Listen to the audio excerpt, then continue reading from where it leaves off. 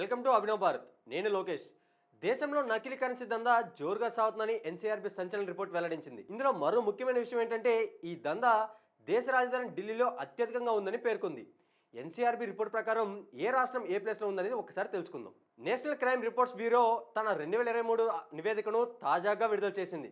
ఈ నివేదికలో 2023 దేశవ్యాప్తంగా 16.86 కోట్ల విలువైన 3,61,656 ఫేక్ నోట్లు ముద్రించబడినాయి.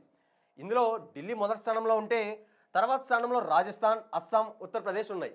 అలానే ఫేక్ నోట్స్ కేసెస్, అసలు ఈ ఫేక్ నోట్స్ అనేవి బయటపడి ఆ కేసు నమోదైన రాష్ట్రాలు ఏమైనా ఉన్నాయంటే అస్సాం, రాజస్థాన్ సెకండ్ ప్లేస్లో ఉన్నాయి. ఇందులో కూడా 500 రూపాయల ఫేక్ నోట్స్ అనేవి ఎక్కువగా ఈ ముద్రించబడి ఆ నివేదికలో వెల్లడయ్యాయి. అలానే అస్సాం స్టేట్లో 1.86 కోట్ల విలువైన 37,240 ఫేక్ నోట్లు దొరికాయి. దాని తర్వాత చూసుకున్నట్లయితే రాజస్థాన్ 1.9 కోట్ల విలువైన 38,087 ఫేక్ నోట్లు అనేవి దొరికినాయి. దాని తర్వాత ఉత్తరప్రదేశ్లో 20 రూపాయల నోటు, 50 రూపాయల నోట్లు, 100 రూపాయల నోట్లు, 200 రూపాయల నోట్లు ఇలాంటి ఫేక్ నోట్స్ అనేవి ఎక్కువగా దొరికినాయి. ఇందులో 13.11 లక్షల విలువైన 6,558 ఫేక్ నోట్లు దొరికినాయి.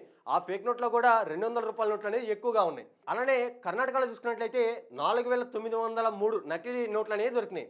తర్వాత మహారాష్ట్రలో 1,457 నకిలీ నోట్లు అనేవి దొరికినాయి. ఈ ఎన్సీఆర్బీ ఓన్లీ ఫేక్ నోట్లనే కాకుండా ఈ రైల్వేకి సంబంధించింది కూడా ఎక్కడైతే కేసెస్ అనేవి నమోదైనాయో ఆ నివేదికను కూడా బయటపెట్టింది. ఇందులో చూసుకున్నట్లయితే మహారాష్ట్ర ఫస్ట్ ప్లేస్లో ఉంది.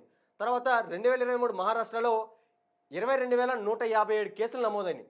దాని తర్వాత చూస్తే హర్యానా 1,085, ఉత్తరప్రదేశ్ 4,672, బీహార్ 3,240, గుజరాత్ 2,249 కేసులు, తర్వాత పంజాబ్ 201 కేసులు నమోదయ్యి ఉన్నాయి. అలానే ఈ మెట్రో ఓన్లీ రైల్వే అనేది కాకుండా మెట్రో రైల్వేలో అసలు ఏ కేసులు నమోదైనవి చూసుకున్నట్లయితే ముంబై ఫస్ట్ ప్లేస్లో ఉంది. అంటే ముంబైలో ఎక్కువ కేసులు అనేవి నమోదవడం జరిగింది. ఇందులో 2,396 ఆన్లైన్ చీటింగ్ కేసెస్ నమోదవగా అలానే 45 ఆన్లైన్ డాక్యుమెంటరీ ఫోర్జరీ కేసెస్ అనేవి కూడా నమోదైనవి. దాని తర్వాత ఉమెన్ అండ్ చిల్డ్రన్ వాళ్ళని అబ్యూస్ చేసినవి కానీ లేదంటే ఉమెన్ అండ్ చిల్డ్రన్ కేసెస్ కూడా హైదరాబాద్లో ఎక్కువగా నమోదైనవి. హైదరాబాద్ అనేది టాప్ ప్లేస్లో ఉంది. అందులో హైదరాబాద్లో 163 కేసులు నమోదవగా ముంబైలో 119 కేసులు నమోదైనవి. మనం చూసుకున్నట్లయితే ఉమెన్ అండ్ చిల్డ్రన్ పైన మెట్రో రైల్వేలో ఎన్నో కేసులు నమోదైనవి. హైదరాబాద్ అనేది టాప్ ప్లేస్లో ఉన్నది మనం చూస్తున్నాం. సో మనం ఎంత జాగ్రత్తగా ఉంటే అంత మంచిది. ఇంటర్నల్ అబ్యూసింగ్ చూసుకున్నట్లయితే బెంగళూరు 374 కేసులతో మొదటి స్థానంలో ఉండగా ముంబై 179 కేసులతో రెండో స్థానంలో ఉంది. అలానే 2023 ఉమెన్ అబ్యూసింగ్ కేసులో ఒడిశా ఫస్ట్ ప్లేస్లో ఉంది.